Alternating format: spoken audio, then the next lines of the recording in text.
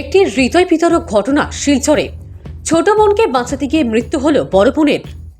মর্মান্তিক ও হৃদয় বিতরক ঘটনাটি সংঘটিত হয়েছে শিলচর বেরেঙ্গা চতুর্থ খণ্ডে। ছোট বোন জলে ডুবে যাচ্ছে দেখে চিৎকার করে পাশে কাউকে না দেখে বোনকে বাঁচাতে পুকুরে ঝাঁপ দিল বড় বোন। জানা গেছে বুধবার বেরেঙ্গা চতুর্থ খণ্ডের বাসিন্দা ইসলামউদ্দিন লস্করের দুই মেয়ে স্নান করতে যায় বাড়ির পাশে থাকা একটি বড় পুকুরে। তার বড় মেয়েটি বয়স হবে 12 এবং ছোট মেয়েটির বছর 10-এর।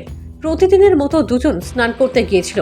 তারপর হঠাৎ করে ছোট বোনটি জলে ডুবে যাচ্ছে দেখে বড় বোন অনেক চেঁচামেচি করলেও কাউকে না পেয়ে বোনকে বাঁচাতে পুকুরে নেমে পড়ে।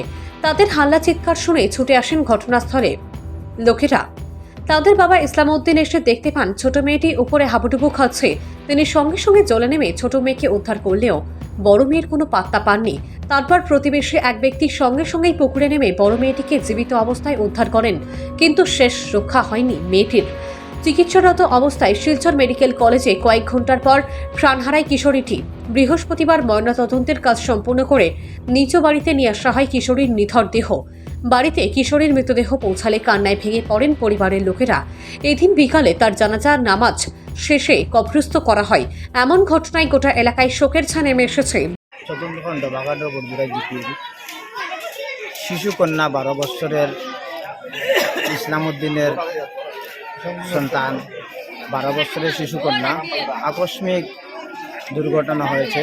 গতকাল প্রায় 1টা নাগাদ স্কুল সংলগ্ন একটি পুকুরে স্নান করতে গিয়ে জলে ডুবে যায়। সেখান থেকে শিলচর মেডিকেল কলেজে নেওয়া হয় এবং শিলচর মেডিকেল কলেজ গতকাল 5টা বাজায় ওনাকে মৃত্যু ঘোষণা করে। আজ ওনার সমাধির জন্য ওনার বাসভবনে আনা হয়েছে।